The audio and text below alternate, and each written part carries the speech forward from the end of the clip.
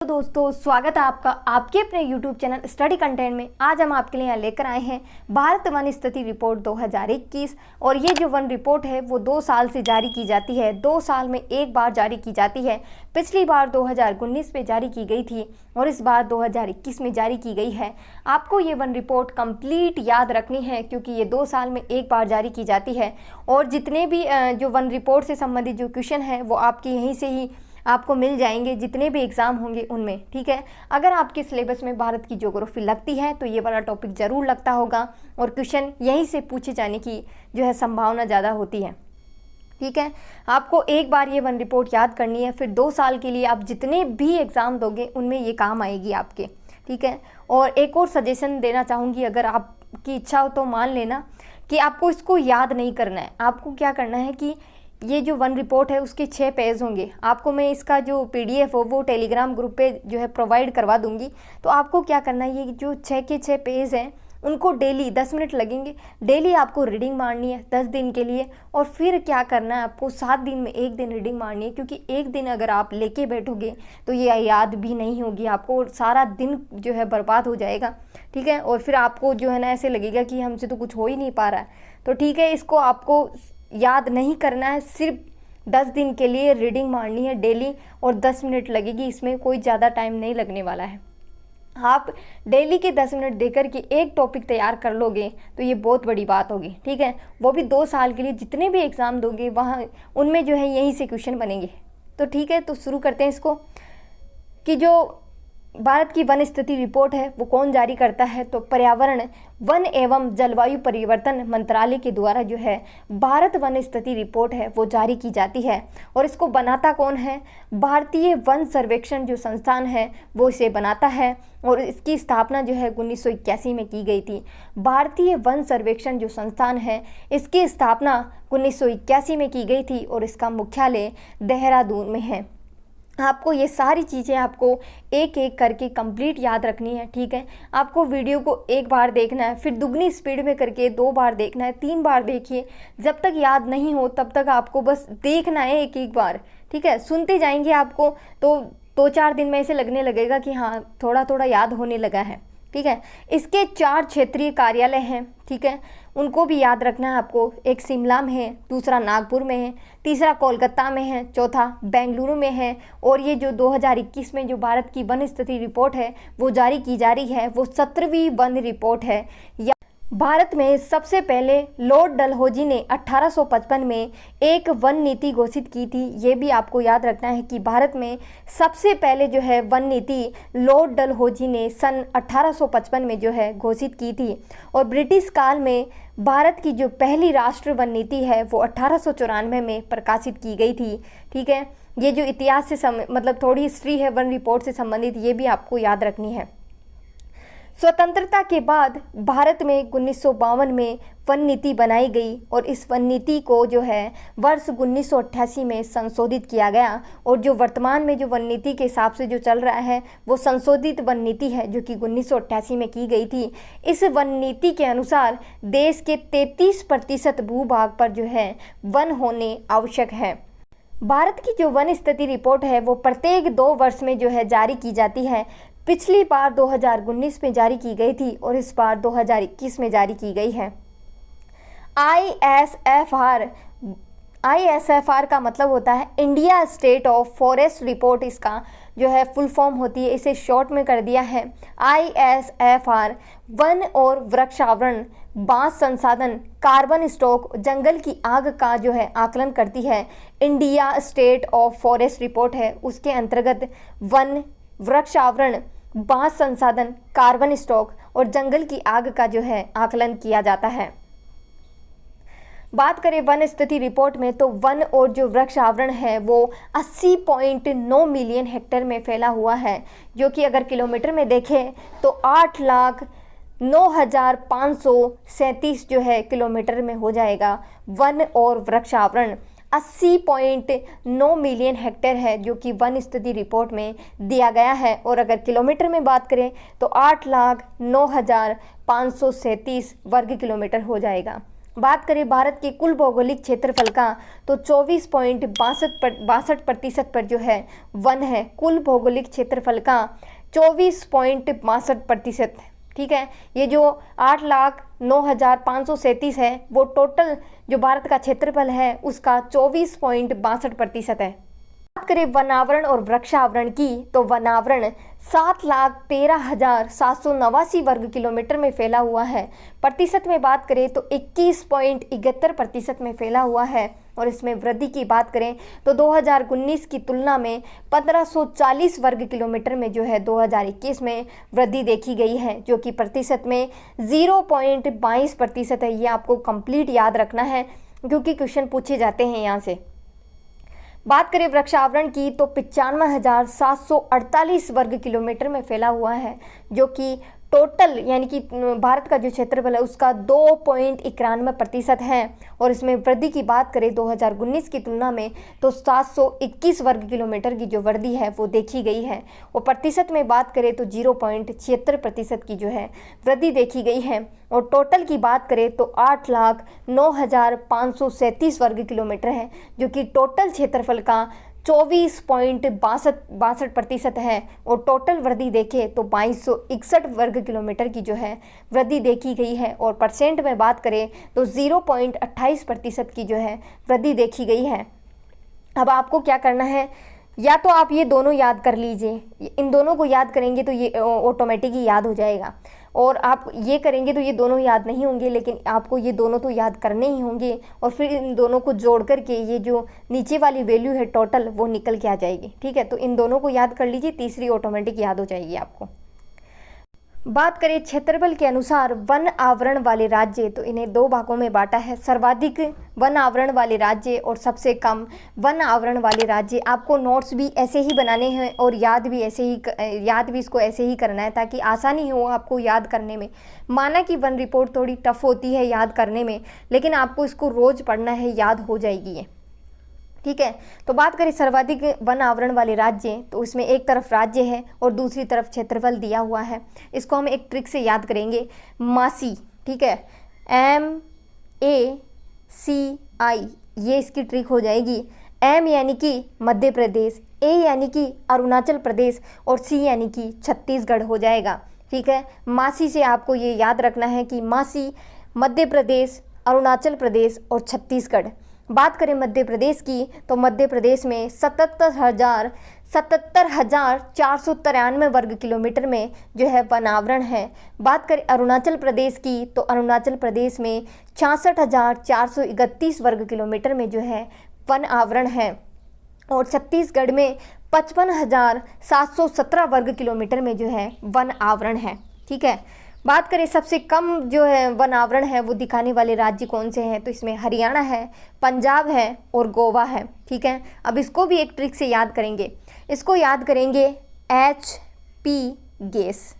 ठीक है, कैसे याद करेंगे, HP गैस से इसको याद करेंगे। ठीक है, H यानी कि हरियाणा हो जाएगा। हरियाणा में 1,603 वर्ग किलोमीटर में जो है वन आवरण है। दूसरा है P यानी कि पंजाब हो जाएगा। पंजाब में 1,847 वर्ग किलोमीटर में जो है वन आवरण है। और G यानी कि गोवा हो जाएगा। गोवा में 2,244 वर्ग किलोमीटर में जो है वन आवरण है। ये ट्रिक है, मैंने बहुत अच्छे से समझाने की कोशिश की है। आपको कितना समझ में आया है आप कमेंट करिए इसमें। ठीक है, नेक्स्ट है कि प्रतिशत के अनुसार वन आवरण वाले राज्य तो इसको भी एक ट्रिक से याद करेंगे। तो 5 राज्य हैं वन आवरण वाले, तो इनको भी एक ट्रिक से याद करेंगे कि जब गर्मियों की छुट्टियां लगती है तो हम कहाँ जाते हैं, मामा नाना के यहाँ। तो वही एक ट्रिक हो जाएगी आपके लिए। इसके लिए जो ट्रिक है वो हो जाएगी M यानी कि मिज़ोरम, A यानी कि अरुणाचल प्रदेश। तो आपको क्या करना है कि जो मामा है उसमें डबल M करना है। ठीक है, और नाना में N करना है, तो मामा नाना हो जाएगा। M यानी कि मिज़ोरम जहाँ पर 84.53% पर जो है वन आवरण है। A यानी कि अरुणाचल प्रदेश, वहाँ पर 79.33% पर जो है वन आवरण है। मेघालय पर 76% पर जो है वन आवरण है। मणिपुर M यानी कि मणिपुर में 34% पर वन आवरण है। और नागालैंड में 73.90% पर है जो वन आवरण है। ये मैंने ट्रिक से याद करवाने की कोशिश की है। आपको कितना समझ आया है या कितना नहीं ये मुझे नहीं पता। जिनको जितना समझ में आया है ना, वो कमेंट कर दीजिएगा, और जिनको नहीं आया है वो भी कमेंट कर दीजिएगा, ठीक है। केंद्र शासित प्रदेशों की बात करें तो केंद्र शासित प्रदेशों में जो है वन आवरण की बात करें तो केंद्र शासित प्रदेशों में लक्षद्वीप है, वहाँ पर 90.33% पर वन आवरण है। और अंडमान निकोबार की बात करें तो वहाँ पर 81.75% पर जो है वन आवरण है, ठीक है। और ये कुछ थ्योरी दी हुई है, वो भी आपको याद रखनी है कि 17 राज्य और केंद्र शासित प्रदेश हैं, उनमें जो है 33% से भी अधिक भौगोलिक क्षेत्रफल पर वन आवरण आच्छादित है ना। ये वन रिपोर्ट में ही दिया हुआ है। 5 राज्य और केंद्र शासित प्रदेशों की बात करें जिनमें लक्षद्वीप है, मिजोरम है, अंडमान है, निकोबार है, अरुणाचल प्रदेश है, मेघालय है। और ये जो 5 राज्य और केंद्र शासित प्रदेश हैं, इनमें 75% से भी अधिक क्षेत्र में जो है वन है। नेक्स्ट इसमें कि 12 राज्य और केंद्र शासित प्रदेशों की बात करें जिनमें मणिपुर है, नागालैंड है, त्रिपुरा है, गोवा है, केरल है, सिक्किम है, उत्तराखंड है, छत्तीसगढ़ है, दादर एवं नगर हवेली है, दमन एवं दीव है, असम है, ओडिशा है। इनमें जो वन आवरण है उसकी बात करें या वन क्षेत्र की बात करें तो 33 से 75% के बीच जो है वन क्षेत्र है। नेक्स्ट इसमें कि सर्वाधिक वन आवरण वृद्धि दिखाने वाले राज्य हैं। पहला है आंध्र प्रदेश, वहाँ पर 647 वर्ग किलोमीटर की जो है वृद्धि दर्ज की गई है 2019 की तुलना में। दूसरा हो जाएगा तेलंगाना, वहाँ पर 632 वर्ग किलोमीटर की जो है वृद्धि दर्ज की गई है। और तीसरा हो जाएगा ओडिशा में जो है 537 वर्ग किलोमीटर की जो है वृद्धि दर्ज की गई है। अब आपको याद कैसे करना है इसको, ATO यानी कि अट्टो माझी सटगली, ऐसे याद कर लेना। आपको ऐसे याद करना है इसको कि अट्टो माझी सटगली। आपसे कोई भी पूछे कि सर्वाधिक वन आवरण जो वृद्धि है वो दिखाने वाले राज्य हैं तो अट्टो माझी सटगली। A यानी कि आंध्र प्रदेश, T यानी कि तेलंगाना, O यानी कि ओडिशा हो जाएगा, ठीक है। सर्वाधिक जो कमी दिखाने वाले वन आवरण में कमी दिखाने वाले राज्य हैं तो ये कौन से हो जाएंगे, ये हो जाएंगे अमन से याद रख लेना, अमन से याद रख लेना इसको, AMAN, ठीक है। अमन से याद रख लेना कि पहला है अरुणाचल प्रदेश जहाँ पर 257 वर्ग किलोमीटर की जो है कमी दर्ज की गई है वन आवरण में, ठीक है, वन आवरण में, ना कि वृक्ष आवरण में। ये भी आपको याद रखना है। M यानी कि मणिपुर हो जाएगा, वहाँ पर 249 वर्ग किलोमीटर की जो है कमी दर्ज की गई है वन आवरण में। और N यानी कि नागालैंड हो जाएगा, वहाँ पर 235 वर्ग किलोमीटर की जो है वन आवरण में कमी दर्ज की गई है। नेक्स्ट इसमें कि मैंग्रोव वन के बारे में डिस्कस करेंगे। देश में कुल मैंग्रोव वन जो क्षेत्र है वो 4992 वर्ग किलोमीटर में है, जो कि मैंग्रोव वन है, जो कि टोटल उसका क्षेत्रफल का देखें तो 0.15% पर जो है मैंग्रोव वन फैले हुए हैं, ठीक है। किलोमीटर में बात करें तो 4992 वर्ग किलोमीटर, और प्रतिशत में बात करें तो 0.15% पर। वृद्धि की बात करें 2019 की तुलना में तो 17 वर्ग किलोमीटर की जो है वृद्धि देखी गई है, ठीक है, 17 वर्ग किलोमीटर की, ठीक है, 17 वर्ग किलोमीटर की। बात करें इसमें वृद्धि दिखाने वाले राज्यों में कि मैंग्रोव वन में जो वृद्धि दिखाने वाले राज्य हैं, पहला है ओडिशा, दूसरा है महाराष्ट्र और तीसरा है कर्नाटक। ओडिशा ने जो है 8 वर्ग किलोमीटर की जो है मैंग्रोव वन में वृद्धि दर्ज की है। महाराष्ट्र ने जो है 4 वर्ग किलोमीटर की जो मैंग्रोव वन है उसमें वृद्धि दर्ज की है। और तीसरा है कर्नाटक ने 3 वर्ग किलोमीटर की जो है वृद्धि दर्ज की है। अब आपको इसे याद कैसे करना है, जब आप एग्ज़ाम सेंटर में जाते हो एग्ज़ाम देने के लिए तो आपको O मार्कशीट मिलती है, तो आपको उसी से याद रखना है कि O M और K, ठीक है, OMK, ठीक है। O यानी कि ओडिशा हो जाएगा, M यानी कि महाराष्ट्र हो जाएगा और K यानी कि कर्नाटक। O मार्कशीट, ठीक है, ऐसे याद रखना है। नेक्स्ट इसमें कि देश के जंगल में कुल कार्बन जो स्टॉक है वो 7204 मिलियन टन है। ये भी आपको याद रखना है क्योंकि ये इस बार नया जोड़ा गया है, तो क्या पता यहीं से क्वेश्चन बन जाए। ये इस बार नया जोड़ा गया है। और इसमें वृद्धि की बात करें तो 79.4 मिलियन टन की जो है वृद्धि देखी गई है। और वार्षिक वृद्धि की बात करें, यानी कि ये जो वन रिपोर्ट है वो तो 2 साल से जारी की जाती है, लेकिन जो वार्षिक वृद्धि है वो भी इसमें दर्ज की जाती है। तो वार्षिक वृद्धि की बात करें तो 39.7 मिलियन टन की जो है वृद्धि दर्ज की गई है। ये इम्पोर्टेंट है, याद रखना, इस बार नया जोड़ा गया है ये कार्बन स्टॉक, जो कि 7,204 मिलियन टन है और वृद्धि है 79.4 मिलियन टन है और वार्षिक वृद्धि 39.7 मिलियन टन है। इसमें बात करें तो वर्तमान ISFR 2021 में FSI ने भारत टाइगर रिजर्व कॉरिडोर और शेर संरक्षण क्षेत्र में वन आवरण आकलन से संबंधित एक नया अध्याय शामिल किया है, जिसमें बाघ गलियारों की जो है वृद्धि दर्ज की गई है। बाघ गलियारों में 2011 से लेकर के 2021 के मध्य की जो है वृद्धि दर्ज की गई है। तो इसमें वृद्धि 37.15 वर्ग किलोमीटर की जो है वृद्धि दर्ज की गई है। प्रतिशत में बात करें तो 0.32% की जो है वृद्धि दर्ज की गई है। ठीक है, नेक्स्ट इसमें बाघ अभ्यारण्यों में भी जो वन क्षेत्र है वहाँ पर कमी और वृद्धि का जो है आकलन किया गया है, उसके बारे में भी डिस्कस करेंगे यहाँ पर। तो बाघ अभ्यारण्यों में जो वन क्षेत्र है वहाँ पर 22.6 वर्ग किलोमीटर है, उसकी कमी की गई है। और प्रतिशत में बात करें तो 0.04% की जो है कमी की गई है। ठीक है, ये भी आपको याद रखना है क्योंकि ये इस बार जोड़ा गया है, यहीं से क्वेश्चन बन सकता है।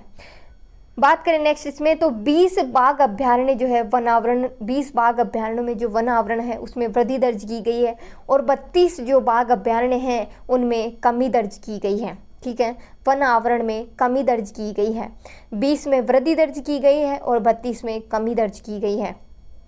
ठीक है, सर्वाधिक वन आवरण में वृद्धि दिखाने वाले जो बाघ अभ्यारण्य हैं उनमें उसमें है बक्सा है जो कि पश्चिम बंगाल में है, अन्नामलाई है दूसरा जो कि तमिलनाडु में है, इंद्रावती रिजर्व जो कि छत्तीसगढ़ में है, ये आपको याद रखने हैं।